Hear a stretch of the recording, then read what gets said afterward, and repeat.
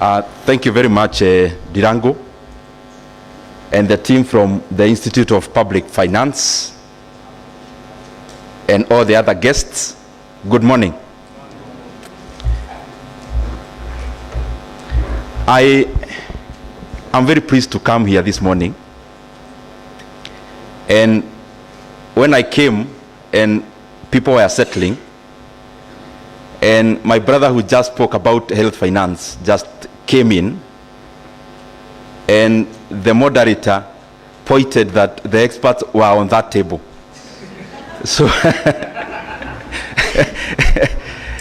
I then think that since our table was just the neighbor of the experts, then we are not so badly off. But I'm very pleased again to be here this morning. I will say a few things not very structured, like the good presentations that we had, because I want to, as Dirago pointed, to just do a reflection. Because as you are aware, I have been serving in the budget making process at the chairmanship of it. And therefore, there are many things that I have seen and learned. And those are the reflections that I want to share. But you allow me, IPF, to maybe point some semantics. Because some of us politicians, or in our career, semantics are as important as the embodiment of it. Maybe next time, instead of calling it shadow, we call it alternative. Because in politics, words matter a lot. Because to a large extent, we do a lot of talking also.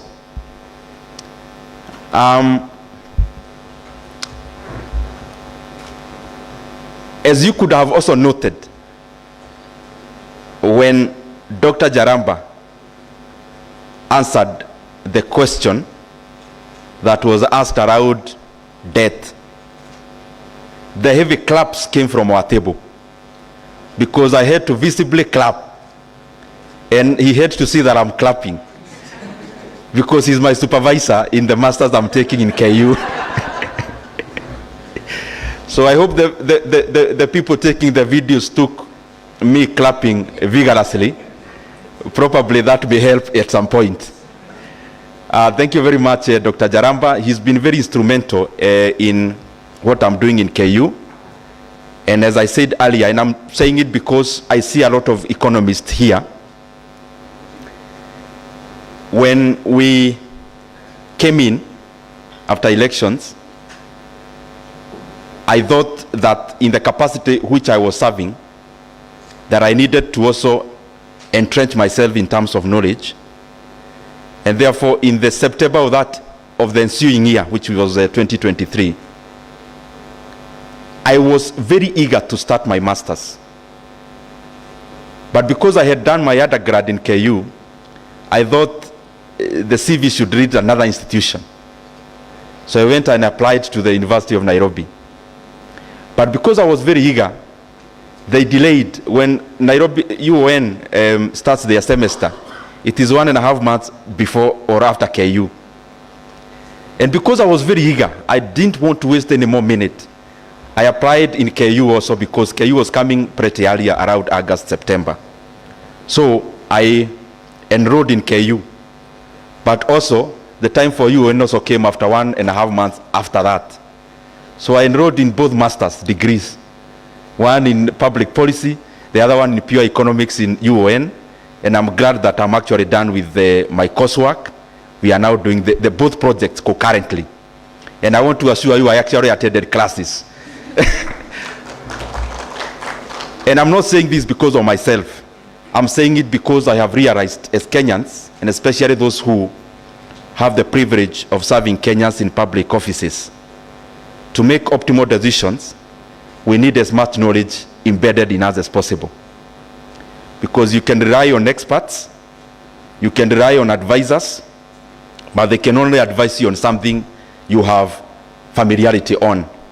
And that is the reason why I am saying it, not in terms of boasting, but in terms of also encouraging any other public officer and also other young Kenyans that education, ukisoma haipotei, inasaidia pahali. As I start here, I start in terms of budget, but also as a leader, because I'm privileged to be MP for Kiharu. And you'll keep forgiving me because you know that is my primary role as the Member of Parliament for Kiharu. So when you invite me many often times and I start with what we are doing in Kiharu, is because that is exactly my job. And since we are talking about economics, an optimal allocation is in national and also in the taxonomies that exists, and especially constituencies and counties. The same semantics we are learning about here, they also happen in the constituency level. And I am glad that where I represent, that is Kiharu, our focus was primarily first in the learning institutions. It's a pretty large constituency with 2 sub-counties. We have over 112 public primary schools. And I want to assure you, as the MP for that area and as a servant, having worked alongside the people of Kiharu and together, all our public primary schools, in all the classes the learners attend, they are in appearance just as the academies that the children of those who have more means attend. And actually all our public primary schools are tiled, all of them, all classes. We also have in the same category or sector a program we call Kiharu Masomo Bora. And Kiharu Masomo Bora touches on learning in secondary schools. And out of all our day secondary schools, over 10,000 learners. There used to be much more, but because now there is no, there was no intake in Form 1, they are now a little fewer. So they are around 10,000. They only pay 1,000 school fees per term. And in that they eat in school from Monday to Saturday. And in the same program, we also provide learning materials like revision books. And also we have done infrastructure. Like this year alone, we are doing 10 laboratories in our JSS, which are used to be primary schools institutions, modern laboratories, and much more that we are doing. So whatever we are doing here also must reflect on the leader in the area that they have dominant influence. And therefore, it is important that we speak about these things, because the same things we are talking about here affect the people. The same thing we do in the constituency level affect the same people. And you could have also noted, probably because I highlight those things in my social media, rural constituencies have topographies that are not necessarily flat. And therefore what we have been doing from my first year is that in very steep areas, we do concrete roads, so that once you do it, you actually do it for once and for all. Once we, for example, the tarmac, the concrete roads we did in my first year, there has never been any repair needed, because once you do it, you have done it. Other than putting gravel on very steep areas, then you have to do it after every rainy season. Now, getting to the issue of the day, I'm taking it up actually from there, from Kiharu, because, and actually don't wait for another technical speech, I'm already giving the speech. I learned one thing when I was elected as Member of Parliament for Kiharu in my first term. When you get elected and before people actually know your character, there is usually some friction before people define who you are. Because politics and leadership is also, to a large extent, part of making people know who you are, so that when you speak, they know who is speaking. When you say maybe something will be done, they know, do you mean it? So that when you say, people can define your leaning. And therefore, before that happens, or before that definition, of course, people will have different definitions on who you are. And I realized you can spend a lot of time fixing your politics, and you neglect the role at which you are actually elected to do. That's something profound that I learned in my first 2 years.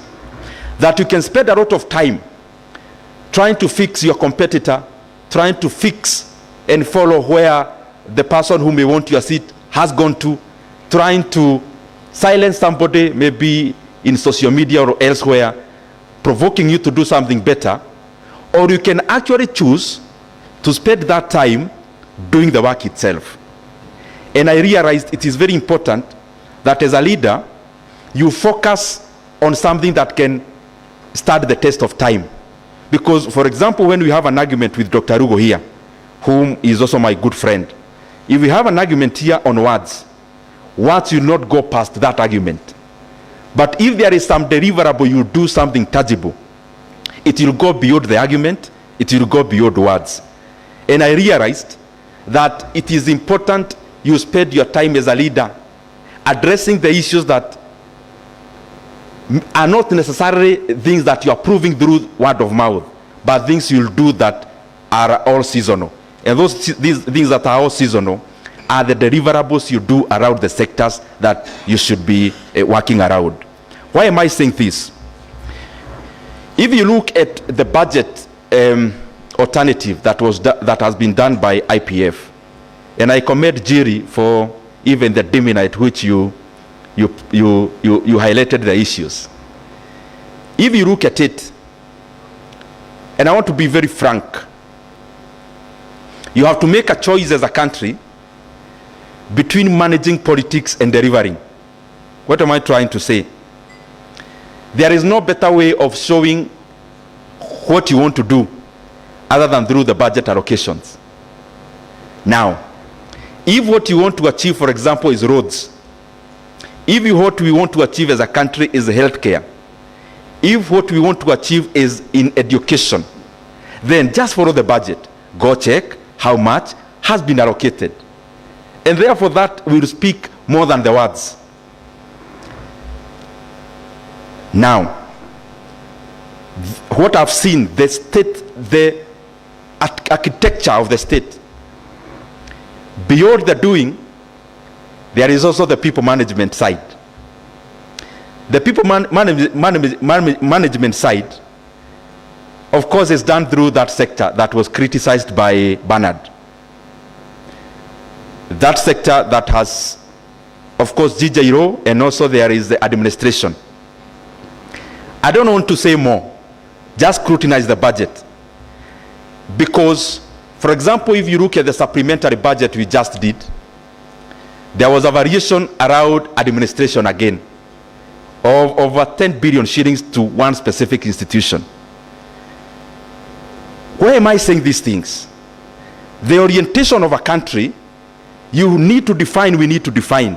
The orientation around the circumstances in Kenya now are the real issues around security and management of people, or is it in other areas, for example, like roads and other deliverables? You just need to look at the budget, you can tell. Why am I saying so?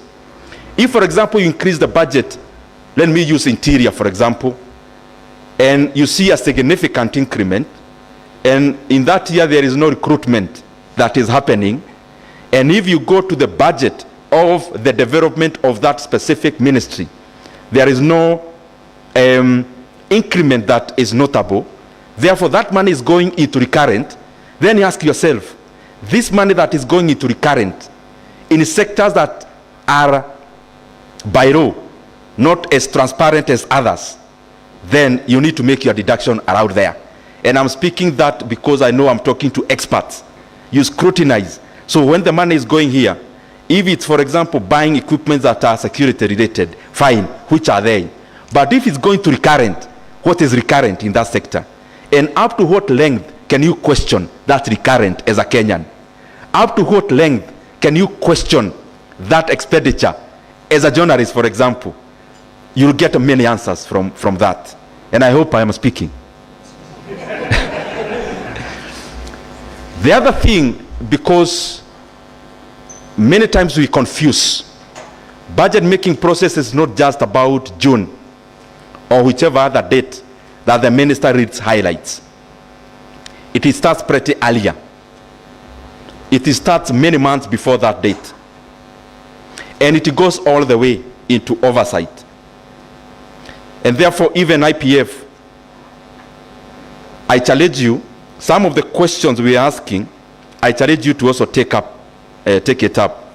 Because even, for example, if you look at KPIs, you look at the allocations, that's not the head of budget. Even what the Auditor General does is not the head of the budget. There is now what Park and Peak in Parliament, therefore, analyzes. I challenge you to also go the full length so that we also check at the outcome at the end of the tunnel. It starts from way early, but it also ends way after June. Let's be able to check also the after implementation. If we say we have built a classroom, for example, can you verify through sampling those kind of projects? So it starts early. And just for understanding, we divide the state into 10 sectors. And those 10 sectors incorporate several ministries. So when you see, for example, those sectors that are 10, all the ministries are condensed, or all government departments are condensed, including sagas, into those 10 sectors. The other thing I just want to highlight is that my experience as chairman of budget is not the one we read. This is the hard truth. The budget of Kenya is called exchequer. The budget is not the one we read. The one we read remains there. When you have a country where there is a discrepancy between what you budget for and how much you can raise as revenue. So what you budget for is not the budget. What you fund is the budget. When you are in a household budget and you have what you want to achieve, you want to build a house in Githurai, you want to build your rural home, you want to buy a car, that is what is the budget. Then after that, those are aspirations. What can you fund out of your revenue? That is the real budget. So the things that I was seeing some semantics about absorption. That word called absorption, you need to actually juxtapose it from absorption to not funded. Those nice words about absorption and absorption, it basically means more than 95% that those programs were actually not funded by the close of the financial year. Those words around absorption, the problem is that the responsibility is left with the accounting officer, the responsibility to explain. But the overarching ministry, which is the National Treasury, then is left with no responsibility. If you sit here and you're talking about an absorption, for example, in the Department of Basic Education, like the classrooms I saw in laboratories, if there is a CFO or the PS for basic education, they seem like the ones carrying the burden, that you didn't absorb the money yet it was budgeted. That is not the truth. The truth is that that program or those projects were actually not funded. So that I have seen part of managing our country's economics is communicating things as they are, so that people's expectations are aligned to what can be delivered and are aligned to what is possible. There are just a few other things I want to highlight. One is the budget. The budget that we know in terms of the expenditure side. If you could have followed the presentation here, BPS level 4.3 trillion. Let me use the one that has been implemented, because, and you forgive me for this because I've been there. The real budget is the one that has been implemented, not the one you want not the aspirations of the next financial year. And that comes in handy at the close of the financial year, when you realize there is a lot of gap in terms of revenue. Now let me actually use the one that has partly been implemented for this current financial year. And let me use the one before revision, before the second supplementary. You're talking about a budget of 3.8 trillion. I want you to see what it is that we budget for. Kenya has two very stagnant and solid polars in budget making. One is the side of discretionary, the other one is non-discretionary. As the institutions of the state continue to solidify, what usually happens is that the role of a leader gets diminished by the day. The role of budget-making organs gets diminished the more institutions of governance continue to solidify. Let me try to explain this. In a country like Kenya that is doing fairly well in terms of having enough institutions around governance, that continues to decimate the role of decision making in resource allocation. Why? Majority of the huge proportion of our budget is actually non-discretionary. There is nothing you can do about it.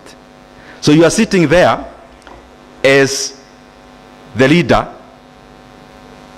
championing or leading budget making, but up to what point can you exercise your mind? This is the reason.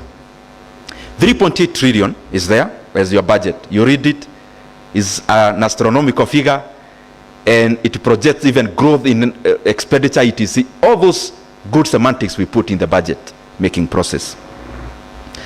But out of 3.8 trillion, you remove 1.25 to 1.3 trillion as something called consolidated fund service. I'm not using BPS, I'm using this current financial year.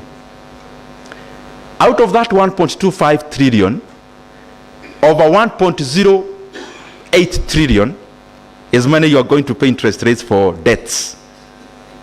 1.008 trillion. It will be more next financial year. Now, there is nothing you can do about that. There is also nothing you can do about funding constitutional bodies and commissions, and there is nothing you can do about pension.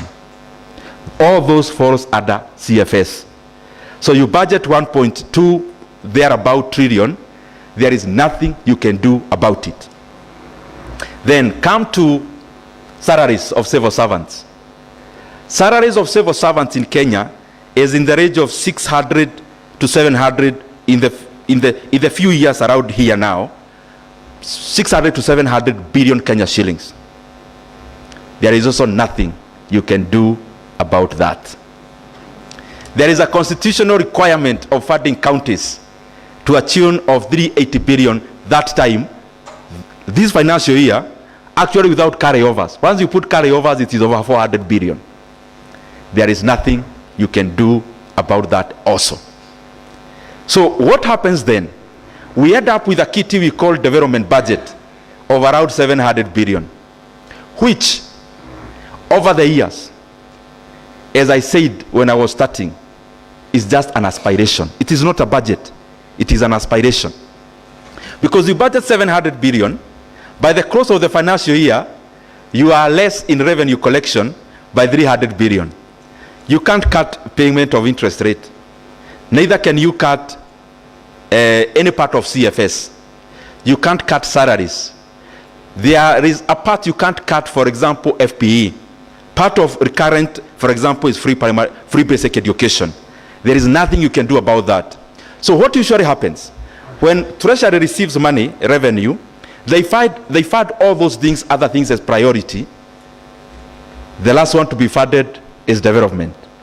So in that development then, it is the one that takes the hit and the cut when there is a downsize or a downgrade in revenue collection. So the room to exercise the authority of budget making process continues to be decimated. For me, in one way, it's a good thing, especially in regards to what this money goes into doing. But of course, as I wind up, I'll talk more about also the revenue side. Nachukua a few points here and there. I'm talking broadly, so please don't get lost in the mix. I'm just trying to be broad and general. This financial year, as you do the alternative budget, this and next, you'll likely see a lot of enhancement in GJLO, because maybe 1 year after today, or even months after today, we are likely to see a lot of activities around IEBC. It is a huge budget expectation there, because we are talking about around 60 billion Kenya shillings that must go into the instruments of democracy, into making sure you have a credible election in the year of election, which is not very far from today. Now, why have I picked just IEBC? Even with the challenges that there are in terms of funding the current budget, the budget we are likely to give IEBC during the electioneering period is actually more than the entire budget we give to the road sector in Kenya when you talk about development funded by GOK. So I want you to start exercising your mind around your expectations then. I have talked about non-discretionaries you can't do anything about. There is now another non-discretionary called IEBC that will take approximately 60 billion. So what is that doing? It continues to shrink what you may call political development. As an MP, as a politician, you may talk about all the other things. Before you talk about roads and water, you have not yet said anything about development. Because the people's expectation in terms of Kenya is around those areas. Let me say something about debt. If there is one threat that we face as a country today, it is debt. And I don't think we are taking the seriousness of this matter the way it should. And I also don't think those who are responsible are communicating enough about the problem we have about debt. When you are in a hole, there are many ways you can get out of that hole. You can get a ladder. You can get somebody to pull you from it. There are many ways. One of the ways you cannot get out of the hole is to continue digging that hole. You know, I just want you to reflect on the figures that we are projected here. You tell me whether Kenya continues to get out of the hole or to dig the hole further. And I think in terms of debt management, we have a lot of work to do as a country. And the government also has a lot of work to do around debt management. If you track debt from year 2003, especially during President Kibaki's time, he took up the country when the debt was around 600 billion shillings. By the time he left, it was around 1.8 trillion. But I want you to see the other side of it. When President Kibaki came in, revenue collection in Kenya was 200 billion. Can you just imagine how small a country we were?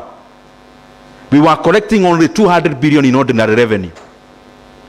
When President Kibaki left, that figure was around or close to 1 trillion Kenya shillings. So if you look at the debt growth, the debt grew from 600 to 1.8 trillion. That's around maybe 200% over and above. But look at the revenue collection. The revenue collection, with the growth was like double that of debt accumulation.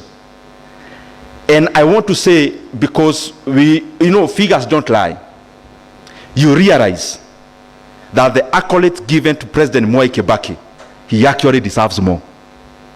Because now we have comparisons to do. You know, when it was just President Kibaki's reign, there was no comparative analysis to do. Now he left in 2013. We can now do comparative analysis from then. And clearly you can see Kenya has never had a more prudent president than President Mwai Kibaki.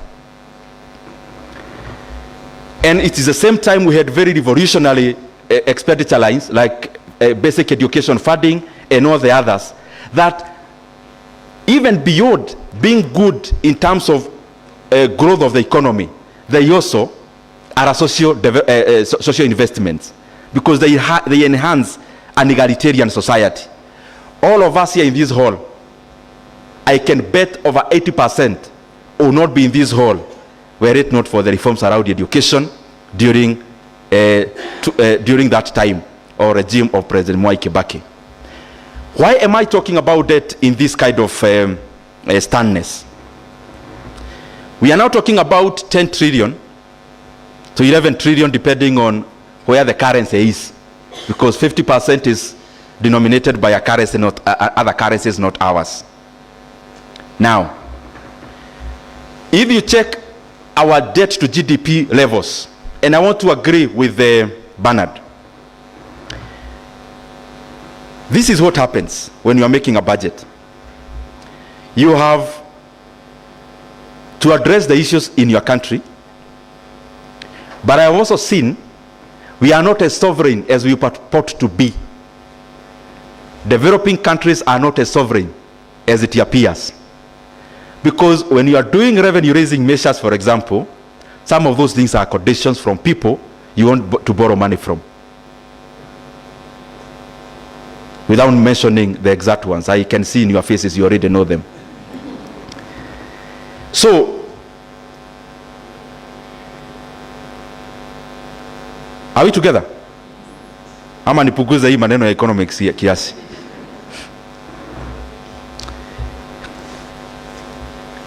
I'm looking for words for you to capture this point properly. I'm talking about debt.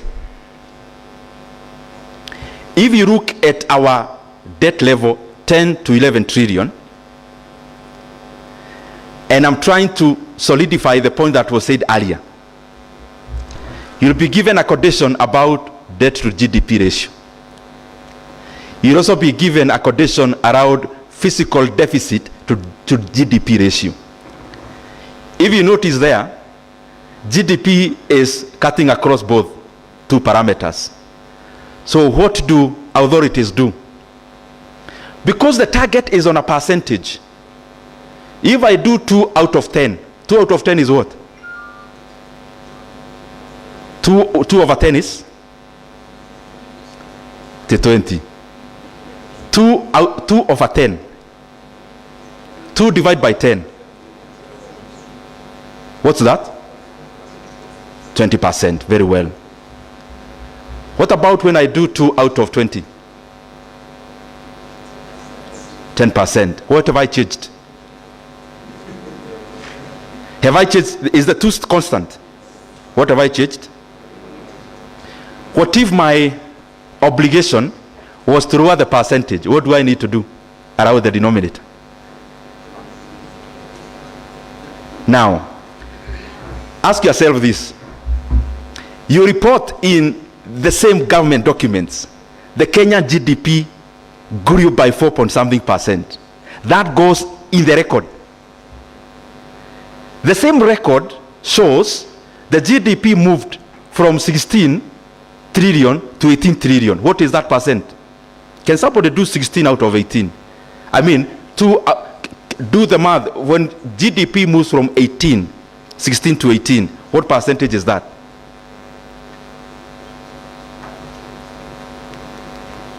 That is 2 out of 16. 12.5. Okay, they will argue one is real, the other one is nominal. You can even discount inflation out of it. So I want you to see, so that even as you work around the figures you work on as IPF and also the fourth estate, you are able to get the reality by yourself. Because if the economy has grown by 10%, then it should reflect also on the GDP side, which you calculate in, or you used to calculate the other parameters, but should also be the one reported by the Kenya National Bureau of Statistics and all the other government bodies. I hope I'm making sense. You don't need anyone to tell you the economy of Kenya grew by what percent. You can calculate it by yourself in nominal terms and in real terms, because you have all the parameters from public institutions.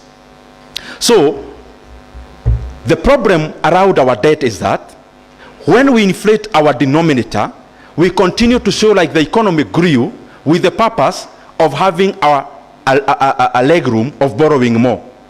The problem is that You cannot cheat figures for too long. It catches up with you, and especially when it is time for repayment. Debt management is everything else. It catches you around repayment. Now, we are spending over 1 trillion Kenya shillings in paying our interest rates. Over 1 trillion Kenya shillings. Now, whether you inflate GDP or you condense it, that is actual money that actually have to be paid. That is where it catches you. Because you may come and say, you know, our fiscal deficit to GDP ratio is 5% or the next, or the other figure. That's fine, it goes to the books. It will catch up with you when it's time for repayment. The other things I want you to, I'm just provoking your mind so that you go research further. I saw headlines in our newspapers the other day, in jubilation, that we have done a very good thing, because in that year of 20, I think last year or thereabout, we were able to repay our Eurobond. And the people in this hall, because I can see you are able to dig deeper.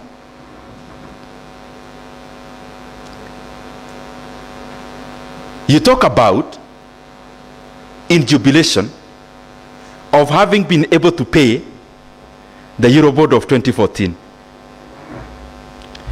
And it comes out as headline as a jubilation for the country. Now, this is the reality.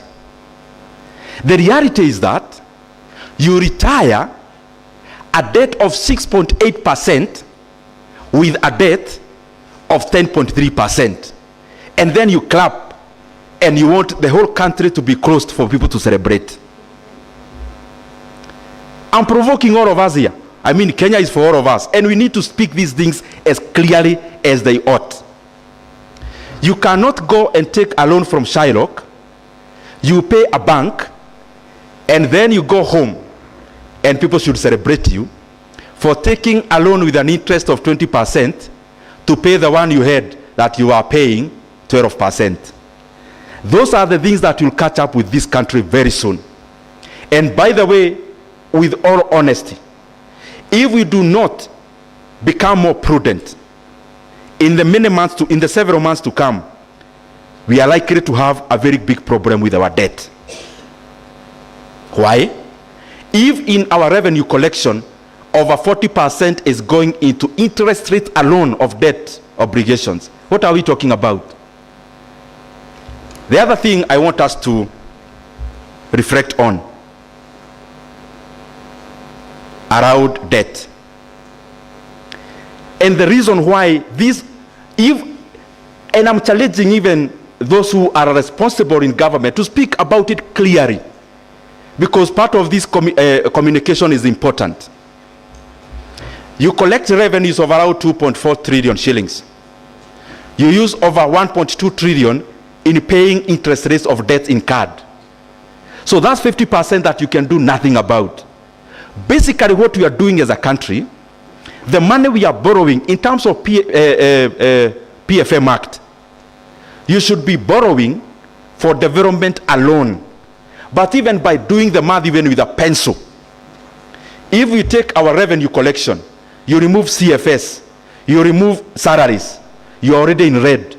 It means the money we borrow, some of it is for budget support, and clearly that money is for recurrent.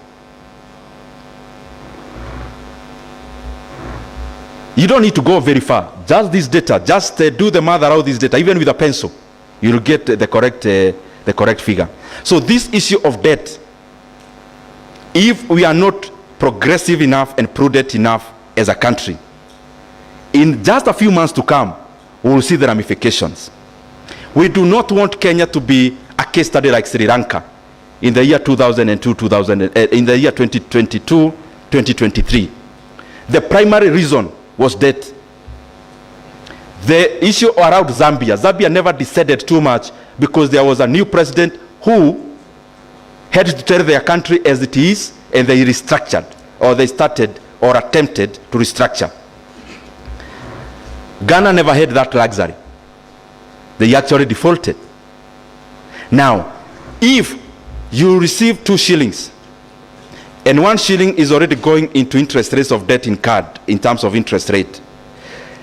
And the other shilling remaining cannot pay even the recurrent expenditure. I mean, there is work to be done there. And I'm saying it so that we provoke our mind, we think, not with the aim of just talking, but also providing a solution to it. Therefore, you must have seen sometime last week, last week, I saw the National Treasury had put up some communication which was recanted very fast about a visit to China. Visits to China currently or other bilaterals, I can assure you, will be about debt primarily. Because we are almost at a cliff in terms of debt repayment, and especially interest rate. The problem is that when you go to your creditors to discuss about either rescheduling debt or working around new terms, what are you telling the markets? When I am here, I have borrowed 3 of you some money, 10,000, 12,000, 18,000. I have your money now, so you expect me to pay you. You see, as my sister there, I've already called my brother here to tell him, you know, I was to pay you this money, but forgive me, you may have to add me a few more months for me to pay you this money. What am I already telling you? As the other person, I owe money. I've already called you as a person who owes you money. I mean, najaribu kuodoa economy kwa hii maneno mingi. Martin is here. Dirango is there. And Veronica. I owe, all of you have lent me money. Veronica 12,000, Dirango 10, and Martin 18,000. Yani, mumenikopesha. Munaelewa hiyo maneno? Niko hapa. Martin ako hapa, ameona nimeita Dirango. Nimemwambia, najua niko na pesa yako na nilikuwa nikulipe next month. Lakini sasa nataka tuongee. What comes to your mind as Veronica? Are you getting what I'm trying to say? Any talk you start around debt, changing terms, you already communicate to the markets. If you look at the figures, the yield of our Kenyan Eurobond, even as late as yesterday, you see changes there. Because markets operate on credible and fundamental information. When the market starts sensing that somebody owes you money, you're already talking to them, not asking them which bank account they should pay you through, but asking you, can we, tunaweza fanya, unipe miezi kidogo, kiasi nini. When they start seeing you already giving signals to one of your creditors that you want changes in terms, you are already communicating signals to the market. And those signals in the market is actually how countries then decide. Because what usually happens, when you give signals that you have problems with paying debt, the international market starts to sense you as somebody who may also change terms when they lend you money. So what do? They already input that risk in the interest rate they will charge you. That is why you see the yield of our Kenyan Eurobond is changing. Because when the creditors start seeing, you may start some stories sometime later in the future, they also price you accordingly. So they let you money fine, but you also pay a commensurate cost for it. Now the other thing I want you to look at is this. You can talk to China and they agree. China, you know, people imagine China is the #1 lender to Kenya. No, that's not true. The Kenyan debt to Kenya, the Chinese debt to Kenya is actually less than 10%. It's only that Chinese debt is usually project finance, which is more expensive, and commercial. So they become more expensive. But there are some other parameters I provoke you to go and check. Out of our CFS, payments of interest rates of 1 trillion approximately. 750 billion this current financial year. It is now over 800 billion. The one we budgeted was 750. I think it's now hovering around 800 billion by close of the year. But let me use 750. Please get this point. 1 trillion shillings is for payment of interest rate. 750 billion is for domestic debt servicing. So, external debt, we are talking about around 200 billion shillings. There is a point I want to derive there. Now, issues around talking about debt. You know, when I'm talking about debt, I'm talking about changing terms, because I am sure 100% we may end up there as a country. So when you talk about changing terms of debt, you may change externally. Now come now back home. 750 billion is the biggest ticket of payment of interest rate in our country, in our economy. Now, can you start thinking as a Kenyan what that is? Can you imagine a meeting being called by the National Treasury at some point? Like the way we are here, there is a meeting that has been convened. Nimewaita tuongee mambo ya hii deni. Sio kama wa Kenya, lakini wale watu wamekopesha serikali pesa. I want you to start seeing that conversation, what it means. The 750 billion Kenya shillings we are paying domestic interest rate is owed to who? Is owed to banks, is owed to insurance companies, is owed to bond holders, even normal Kenyans. Now, changing terms means what? Are you calling us to increase the yield? What is the likely conversation that is likely to be around there? It's about postponing paying you. That's number one. They can only be two things actually. Postponing paying you, that's number one, or paying you less. Now think about it this way. You are a bank with shareholders expecting you to release results by end of the financial year. Huyo mtu anasema nini akikuita hiyo mkutano? In other words, those are the things that we need to think about, because the dominant thing we have to think about as a country is debt. And I can guarantee you, we can do all the other things correct.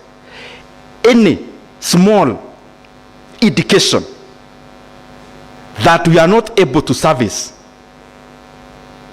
is catastrophic more than any other thing we are doing as a country. I think I leave that there. Mumeshika what I'm trying to say. And you know, they say restructuring is the first chapter of default, because the same analogy I gave, if I owe you money, 3 of you, and I've called you one to talk, what are we talking about? We are talking about I may not pay you next month, I'll pay you 3 months from now. So I'm restructuring. So what if in those 2 months I've not paid you, what have I done? Haven't I defaulted? Now lastly, I want to talk about revenue. There is something called revenue maximizing tax rate. That is a term that should be given a department in the Department of the National Treasury. Revenue maximizing tax rate. You know, many times we confuse that you add tax rate, you get more revenue. It is a fallacy. At some point you get to Rafa's curve and it starts descending. That the more you increase, the more you distort economic decisions. So if I was to buy a car, I see you've already paying for my money, so I hold back that expenditure. Holding back that expenditure means even the retro you could have gotten, you'll not get it. That is something I have seen we have also to take very seriously as a country. So that even as we make tax policies and revenue policies, let's look, and it cannot be arbitrary. I mean, you cannot just sit down and say, now tunapeleka hii kodi hapa, you get more money. There has to be some research based on it. There has to be some thorough analysis based on it. There has to be thorough sampling. there has to be thorough work in it by coming up with a rate that maximizes revenue without making people distort their economic decisions or market to distort its decision making. We did the finance bill of 2023, which was fairly debated as the one for last year. Now, this is the most shocking thing. The Kenyan revenue to GDP ratio in the year 2023-2024 was around 16%. I want you to see the trend. In the year 2019-2020 was around 15%. In the year 2023, that year, was 14 point something percent. In this current year, up to date, it is around 14.7%.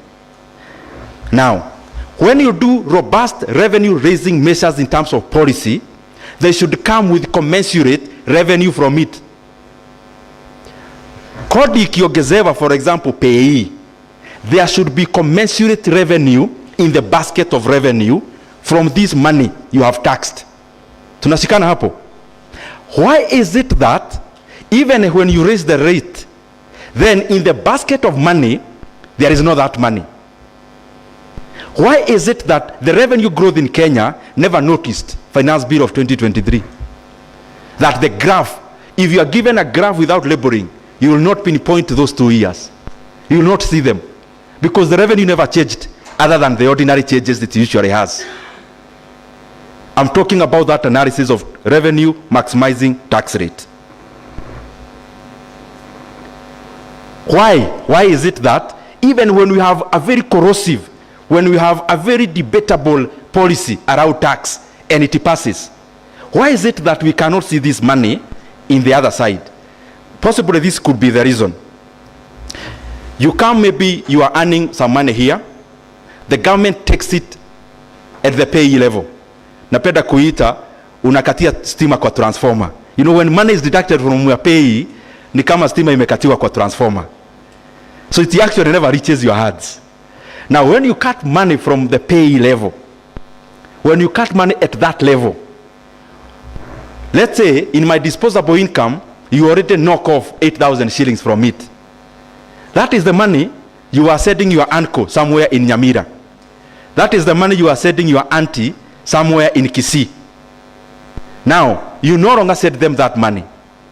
So they no longer buy that sugar they were buying through the transfer you are doing. So you have cut money here at the payee level, but the same money denies you correction at the VAT level. Those are some of the things we have to work around so that even as we increase taxes, then we are not handicapping the same revenue collection. There is another thing I want to talk about very briefly, which you have to be vigilant as a country. In Nigeria is one of the economies, by the way, which are very good. It has very rich people in terms of, in Africa, you only get black billionaires, majority of them being domiciled in Lagos, Nigeria, out of Nigerian money. Now, Dangote cement, BOA cement, they grew around what? You come and put in some duty for imports of the commodities they manufacture, primarily cement. By that time, when you put duty on cement, I'm using Nigeria, you end up having a big conglomerate and several of them. Number one, of course, we know Dangote cement, BOA cement, there is also Lafarge and the others. So now you cut off imports. It's a good thing, fine. The question is, for how long? You cut off, cutting off meaning you build a wall of tariff, not necessarily a non-tariff barrier, but a tariff one. So you put in a wall. This wall should incentivize this local production to be efficient so that their products can compete with the global ones. But then you overstay with that policy. So Nigeria, by beginning of this year, had the highest cement prices in Africa. Can you see that oxymoron? The biggest producers had the highest cement prices in Africa and had the highest cement margins almost in the world.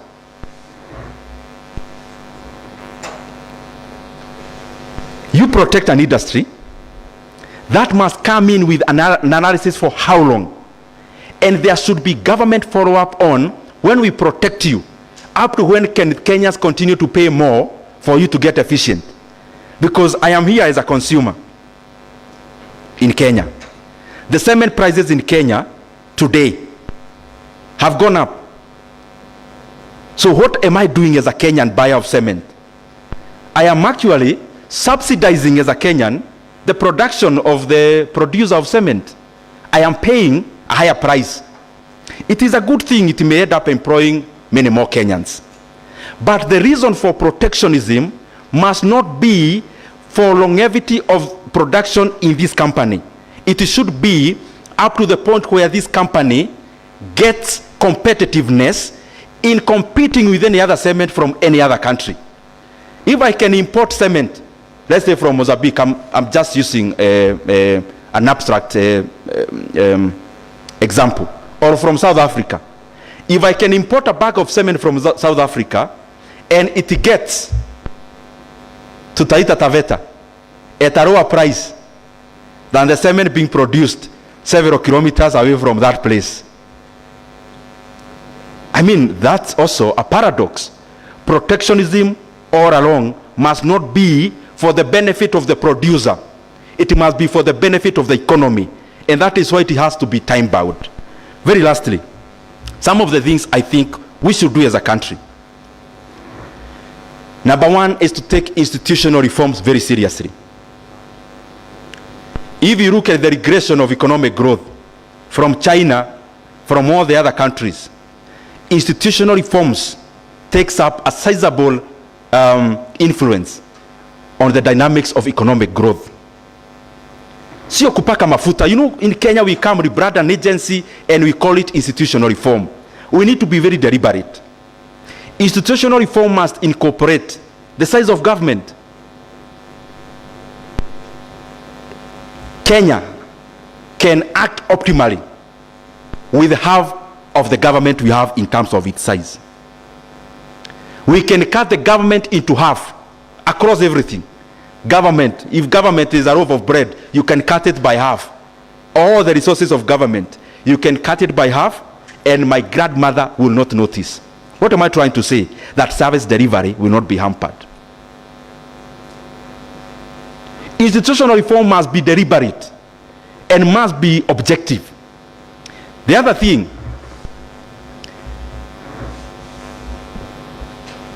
the Eurobond we borrowed, for example, the one I talked about, 10% to retire the 6.8%. We borrowed alone 30% higher price to pay another one. I wish we did a few things instead of borrowing more. Kenya has got assets. And some of these assets, we bought them for commercial purpose alone. Government invests in institutions for many factors. Strategic reasons, there is also commercial reasons. In the year 2020, Safaricom market capitalization was around 1.5 trillion Kenya shillings. 1.5 trillion. The government of Kenya owns 35% of Safaricom. 20% of that Safaricom at the market cap then of 1.5 trillion is 300 billion. Only 30% alone. You could have raised 300 billion without borrowing anything. But some people will argue, but you know, why would you sell it? It gets dividend. I mean, even in the investment arena itself, you take the amount of money the government cumulatively has received in dividends. It may need to receive dividends for hundreds of years for it to match this kind of investment. The other thing people talk about You can't sell a company like Safaricom. You know, it holds very strategic reasons for our country. Which strategic reasons cannot be handled?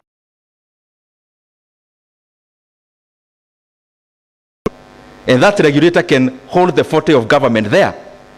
You can even have a regulation that the government will have board of directors without necessarily even having a shareholding. You can have it. Just as currently the CBK forces banks, you must have independent directors. The government will not own your bank, but they'll force you. You have to have independent directors. Government can still control companies through regulation. You don't have to control companies through ownership and stake. Now, this is the thing. Now, that market capitalization of Safaricom has now come down from 1.5 trillion to 700 billion as of yesterday. We must be strategic even in government investments so that we make it, we have an efficient asset management arm of government so that they are able to make optimal decisions. Why would you go to borrow money as a government? Private sector investment. For you to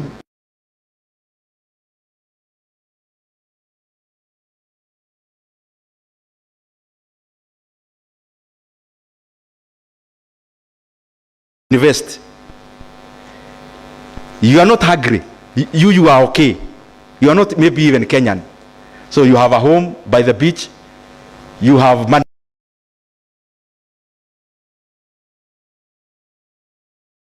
I want to ask a rhetorical question. Between this person who has 10 billion shillings, them they are okay, they have a house, they are able to take care of themselves, but they have 10 billion, they want to invest in Kenya. Is this person doing Kenya a favor, or is it Kenya doing them a favor? You are fine. Wewe uko na gari yako, hata uko na ndege, unakaa ng'ambo, you are not even Kenyan. You live in the most exotic places and you have money and you want to invest. So you are not looking for money to buy food. You are actually looking for money just as a creation of wealth. And you have some money to put up a factory somewhere and you settle it is in Kenya. And when, or any other developing country, when you come in with this money and you are investing in Kenya, somebody want to treat you like helping you is a favor they are doing you. Entrepreneurs, if they are given the primacy of the role that should be given to them, they can do much of the work that the government already does. And therefore take up some more roles from government for government to concentrate on just a few. If you look at, for example, the R&D budget of Amazon, it is bigger, research and development, it's a big budget in developed countries. The R&D budget of Amazon is higher than the R&D budget for the entire Germany. Germany as a country has a lower R&D budget than Amazon as a country. Just imagine if Amazon was not there. The R&D budget of Meta, for example, and maybe only two tech companies in the US combined, is higher than the entire R&D budget of the government of the United States. What am I trying to say? There are some things that are already being funded by the private sector in that country where the government does not actually need to have that money in their fiscals. Because the ultimate result of R&D is research, is to do things more efficiently, is to do things better.